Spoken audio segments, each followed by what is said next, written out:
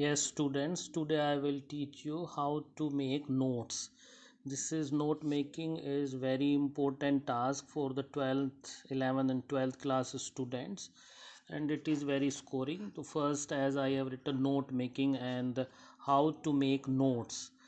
So these are the some steps I have written some steps, and whenever you have been given such kind of task for note making, you have to go through these notes, and if you will go through these steps, you will have a very good note making. First, I have written that one has to read the passage thoroughly from the beginning to the end, and ask the question himself or herself that what is it about. And when one will ask question that what is it about, that automatically a title may come in his or her mind. Second step is underline the main words. While you are going through the note making passage from the very beginning to the last, you are required to underline the main ideas, because these main ideas you will need when you will start writing or making notes.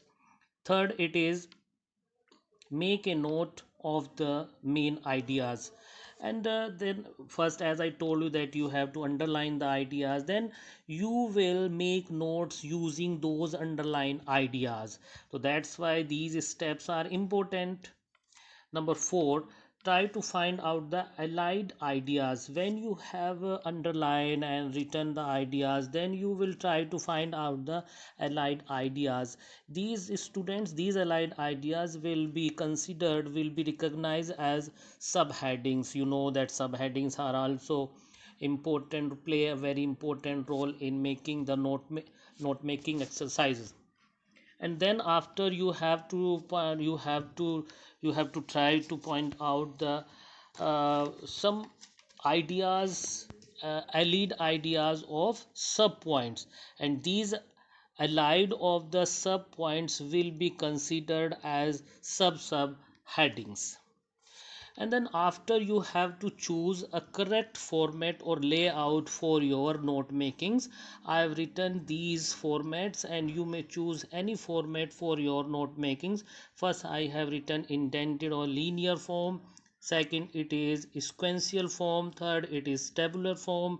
Then the next, it is flow chart, and next it is pie chart or graph or diagram, etc. Yes, student, I have written some example using different formats. As I have written example of note making using different formats. Look here, first I have written, this is an example of indented form or indented format. Second, this is the example of sequential format.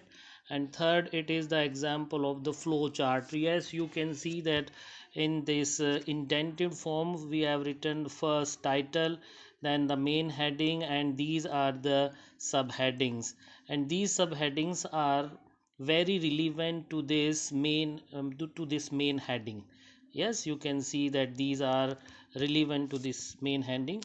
And in this sequential form, you know that after writing the main heading, look how the sequentially this is going on in a sequence way. Look here, first this is, second this is, in a very sequence way this goes on. And this is, look here, flow chart. As I have resource charity, this is I have written in the form of the flow chart. So students, you can also make the notes using these different forms as I have taught you. And if you have any problem, you may consult me again. Student, today I will teach you about abbreviation, because it play a very important role in making the notes. And note making is a very important exercise in class 11 and 12.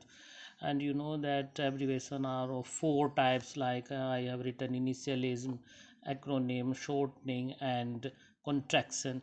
If we discuss about initialism and acronym, we find that we take the first letter of a group of word in both the abbreviations, either it is initialism or acronym.